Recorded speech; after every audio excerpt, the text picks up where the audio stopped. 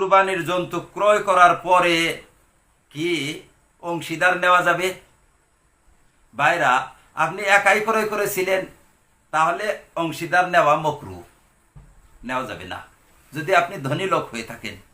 আর গরিব লোক যদি হয়ে থাকেন তাহলে তো অংশীদার নিতেই পারবেন না, কারণ একটা যখন আপনি ক্রয় করেছেন গরিব মানুষ, তখন আপনি ক্রয় করার সাথে সাথে আপনার জন্য ওয়াজিব হয়ে গেছে। কিন্তু ধনী মানুষ হলে নিতে পারে, কিন্তু মাকরুহ। কাজেই যদি আপনি ক্রয় করার সময় এইভাবে ক্রয় করেন যে ক্রয় করলাম কিন্তু অংশীদার নিব, তাহলে নিতে পারবেন, মাকরুহ হবে না। তবে ভালো হচ্ছে কি যে আগে অংশীদার ঠিক করে নেওয়া। অংশীদার যদি আগে ঠিক করে নিলেন তারপরে ক্রয় করলেন, এটা হচ্ছে উত্তম।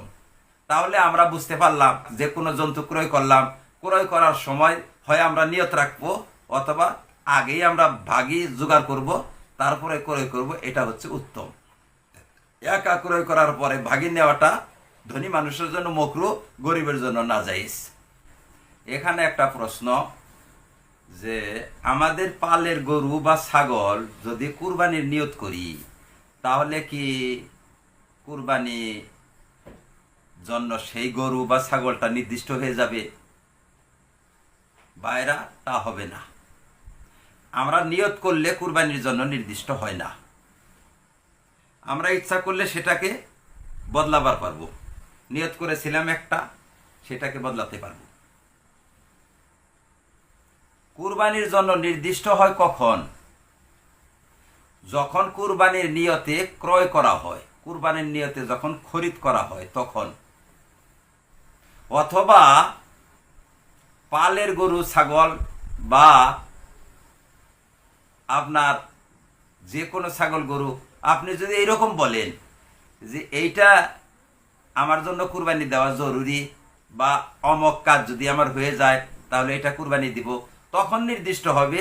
শুধুমাত্র এরকম বললে যে আমি এই গরু কুরবানি দিব, এটা নির্দিষ্ট হবে না। আমি এই ছাগলটি কুরবানি দিব, নির্দিষ্ট হবে না। নির্দিষ্ট হয় আপনি মানত করতে হবে অথবা ক্রয় করার সময় কুরবানির নিয়ত করতে হবে।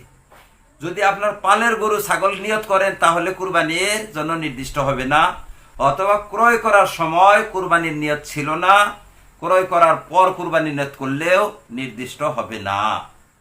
কাজেই মনে রাখবেন আপনারা যে যখন আপনারা কোনো জন্তু কুরবানির নিয়তে ক্রয় করবেন, তখন সেই জন্তুটা কুরবানির জন্য নির্দিষ্ট হয়ে যায়, তার আগে সেটা নির্দিষ্ট হয় না।